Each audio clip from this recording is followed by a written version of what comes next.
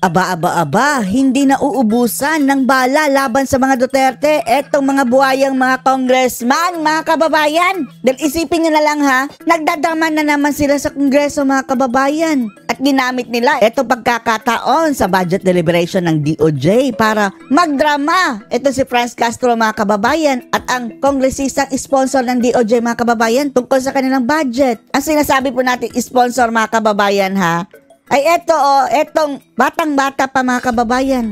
Young Guns, batang Alipores na tagasunod ni Tambaloslos dyan sa kongreso mga kababayan. Nakababayan ni Leni Robredo na kongresista dahil sa party list. Ako Bicol party list. Body ni Zaldico. Nagkasundo pa sila ni Franz Castro mga kababayan tungkol dito sa posibleng pagsasampa ng kaso dito kay Pangulong Digong dahil sa obstruction of justice daw mga kababayan dahil alam daw ni Digong kung saan nagtatago si Kibuloy tapos hindi niya sinabi. As if may alam sa batas. Abogado ba kayo? Hindi nga abogado yan si Kasot. Ewan lang natin yung kampon ni Zaldico na batang-batang kongresista. Panoorin po natin ha. Muling nabuksan ang usapin ng posibilidad na sampahan ng kasong obstruction of justice si dating Pangulong Rodrigo. Alam ba nito ang kanilang mga pinagsasabi mga kababayan? Obstruction of justice dahil lang nagbiro si dating Pangulong Digong na sabi alam ko pero hindi ko sasabihin. Sinong nagtanong sa kanya? Pulis ba? Obstruction of justice yan mga kababayan kung pinuntahan siya ng mga arresting officers tapos deliberately nagsinungaling siya. At kahit pa nga nagsinungaling siya mga kababayan, paano nyo nalaman? Nagtanong nga lang yun, media. Hindi nga otoridad. Sige, pero idamay nyo na si Duterte. Sige ha. Kaugnay ng ginawang pagtatago ng kilalang taga-suporta nito, ang kontrobersyal na leader na si Apollo Kibuloy. Ang issue na ungkat ni House Deputy Minority Leader, ACT Teachers Party List Representative ang walang kasalanan na si Franz Castro mga kababayan pero convicted ng child abuse.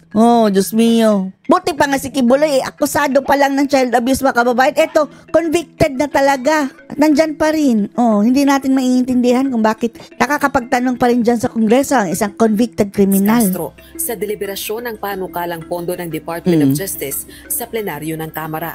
Dating binanggit ni dating Pangulong Duterte na alam niya kung nasaan si Kibuloy. Pulis ba ang nagtanong? Legal proceeding ba yan? Korte ba yan? Hinarap ba siya sa judge at nag-take oath? Paano nyo nasabi na na seryoso yung sinabi ni Digong? Subalit wala itong balak ibunyag. Bulok!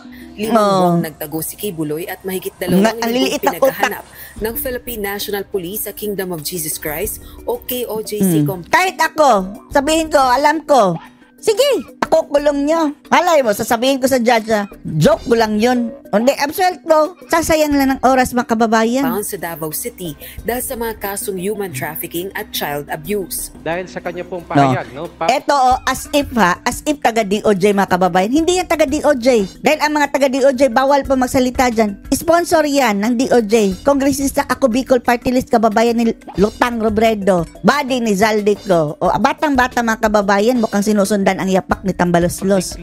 Sinasabi niya, alam niya kung nasaan po si Pastor Apollo Kibuloy, pero ayaw niyo po itong sabihin. DOJ ka ba, Mr. Tenga? Ang kahawig nito mga kababayan, yung tainga ni Tambaloslos, side mirror pa more. Isang sikreto.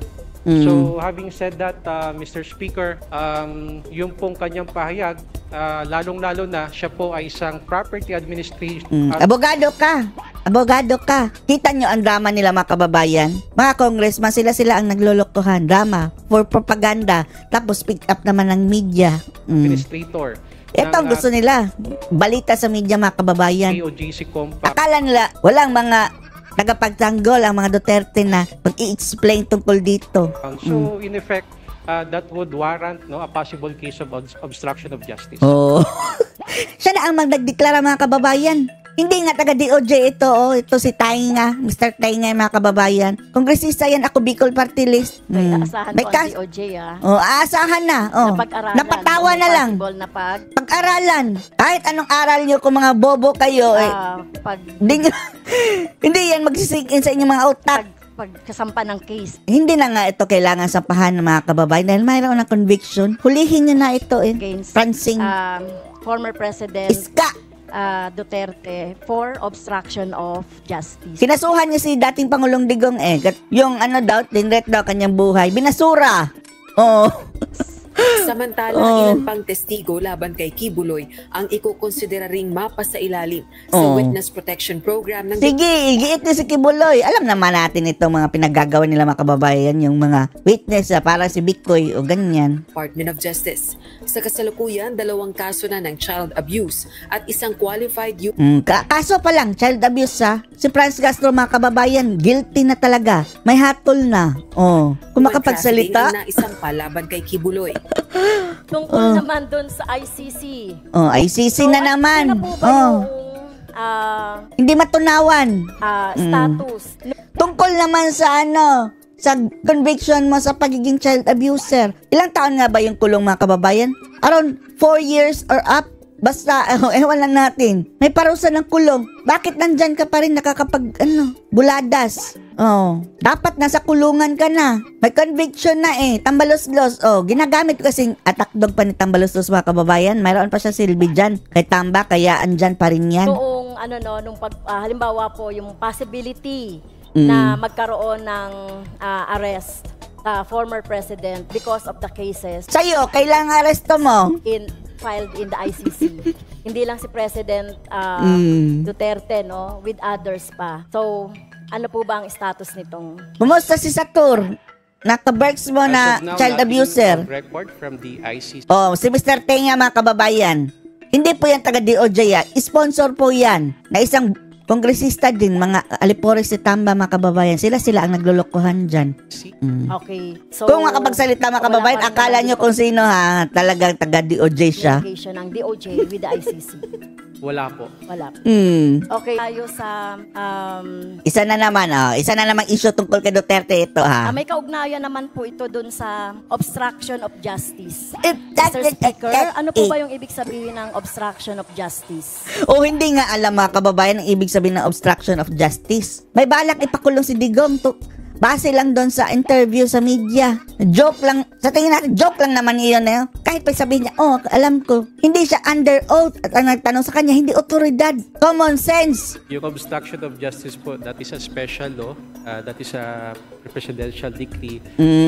Eto si Tainga na naman mga kababayan. Ako Bicol Party List ang sumagot. Sponsor ng DOJ. As if alam na alam talaga niya ang pinagsasabi niya. Kung saan pinaparusahan po natin yung sino man na magiging balakid, halimbawa sa pag-aresto It's not for you to say. ng isang Mukha din si Torre na lagyan ng tenga ni Tambalos-los. tao na may kinakaharap na kaso. So basically, that is the essence of the obstruction of justice, Mr. Speaker, distinguished colleague. Sige. So bakit kakasuhan ng obstruction of justice si Duterte? Under oath ba siya? Tinanong ba siya ng otoridad? Yes, Mr. Speaker. Thank you po dun sa definition. Nagtatanong nga ito si Castro, anong definition? Hindi mo nga alam, Castro? Tapos gusto mo pakasuhan? Dahil madalas Ginugel lang siguro yan. naririnig yung obstruction of justice, lalong-lalo na noong siniserve yung warrant of arrest kay Pastor Kibuloy. Dumaan ba kay Digong? Yan ang tanong namin. Madalas na sabihin diyan ng mga pulis, obstruction of justice. And in fact, naririnig ko na rin sa mga pulis ngayon na magpa-file na sila ng mga kaso. Sige, file lang kayo mga syunga. Lawyer, organization na nag-cause ng obstruction of justice sa pagkakahuli. Nandun ba sa KOJ si Digong?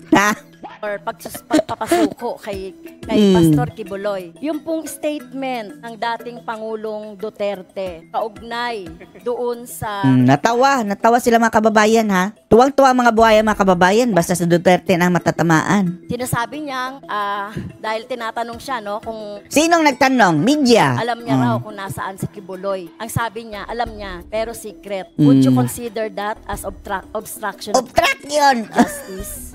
Well, ang isang krimen po, Eto Ang sumagot mga kababayan, kongresista na ako Bicol Party List. Hindi ka DOJ, sponsor ka lang dyan. Dapat ang sagot mo, pag-aaralan pa ng DOJ yan. Yan ang tumpak na sagot mga kababayan. Pero eto positive ang kanyang sagot mga kababayan posibleng kasuhan si Digong. Kababayan ni Lutang, alipores ni Tambalos-los, partner ni Zaldico. may mga elemento, May mga elemento daw. Kung lahat pong elemento na yon, regardless kung sino po yung possible offender, well, that would be a case for obstruction of justice. And in fact, Di ba? Parang ini-insinuate nga ng mga kababayan Mukhang may elemento. This representation has also issued a press statement, no, na sinasabi ko po, meron pong possibility na pwede siyang Possibility. kaya may pwedeng harapin na kaso na obstruction of justice Pinaganyan-ganyan pa ang kilay, mga kababayan. dahil sa kanya Aura, pinaaura pa kilay pahayag, niya. no, publicly. Sinasabi niya, alam niya kung nasaan po si Pastor. Abogado ka ba o abogado? Under oath ba si Duterte? Common sense lang yan, mga kababayan. Siya ba ang sinerba ng warrant of arrest? Dumaan ba sa kanya mga pulis? Yan ang unang i-consider mo. Ungas. Pero ayaw niyo po itong sabihin dahil ito po ay isang sikreto. So having said that, Mr. Speaker, yung pong kanyang pahayag, lalong-lalo na siya po ay isang property administrator ng Kasuhan niyo, go! GC compound. So in effect, that would warrant a possible case of obstruction. Possible of justice. case. Sige, kasuhan niyo. Go! Okay, aasahan ko ang DOJ Asahan nyo. Kayo ng bulahan dyan. For sure, mga kababayan, planted yan Yung mga questions na iyan. Bago pa sila nag-present dyan, mga kababayan, nag-usap-usap na yan sila. Kung hindi man lang matutuloy ang kasong iyan may magagamit ang media para ang atake na naman sa mga Duterte, mga kababayan, panakot. na pag-aralan yung possible natawa. Mag-aral kayo kahit bumalik kayo sa grade 1, hindi nyo masisink in sa inyong mga utak yan, mga ungas. Kulang-kulang yung mga utak nyo. Pagkasampa ng case against former President Convicted child abuser. of Justice.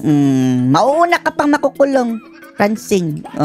Anong masasabi niyo dito, mga kababayan, sa pagbabalak nilang pagsampa ng kaso? Possibility daw malakas na possibility. Sampahan ng kaso si Duterte ng obstruction of justice. Post your comments below.